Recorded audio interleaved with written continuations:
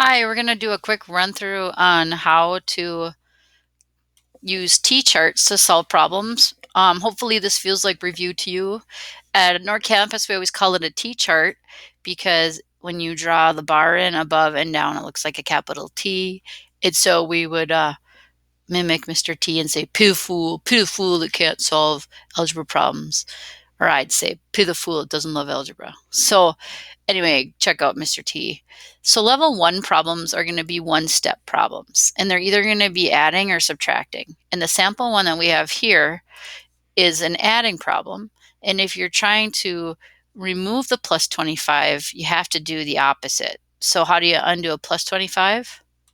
You subtract it. And this is a balancing method, and that's pretty much what we normally teach students to do. So whenever you do it to one side, you do it to the other. You're going to have a plain x that's going to drop down, and you're going to be left with 10 minus 25, which is negative 15. So level 1 should be pretty quick to do. Level 2 is also a one-step problem, but this one's going to involve either multiplying or dividing. And so in this case, if I see x over 7, what does that mean? It means dividing. And how do we undo dividing? We multiply. So we're going to multiply both sides by 7, and we're going to find out that x equals 35. All right, so level 1s and level 2s are all going to either involve multiplying or dividing. Now, level 3 is going to be a two-stepper. So we're going to have to undo 2 steps. And all of our level 3s are going to undo adding and multiplying, or subtracting and multiplying. So again, we're going to bring in Mr. T.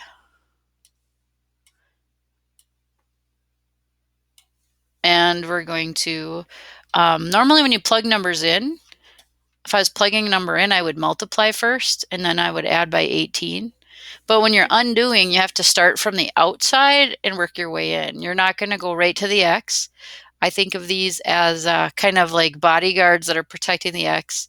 Out here's the person who's standing out close, or out, out maybe outside protecting, and then this is the bodyguard that's real close to the x.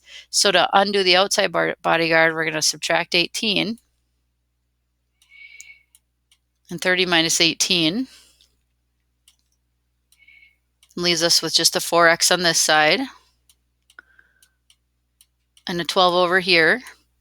And then this right now, if it's a 4 and an x up against each other, what does that mean?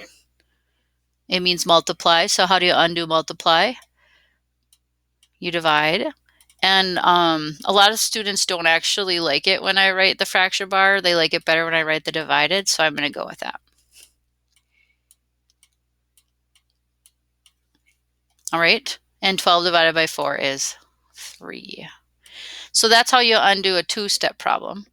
A level 4 is also a two-step problem. And a lot of them that we're going to do now are going to be two-step, but they're just going to just add little sneaky degrees of difficulty to try to trip you up, because remember, math teachers are evil. All right, so when you're going for the x, if you try to, like if you think about PEMDAS, which who doesn't think about PEMDAS?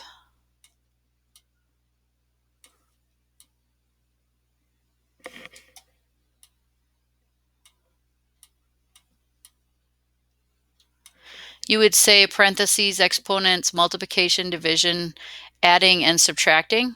So you would do it this way. But when you're undoing, a lot of people don't tell you this, but you do SAD MEP. So you actually work backwards.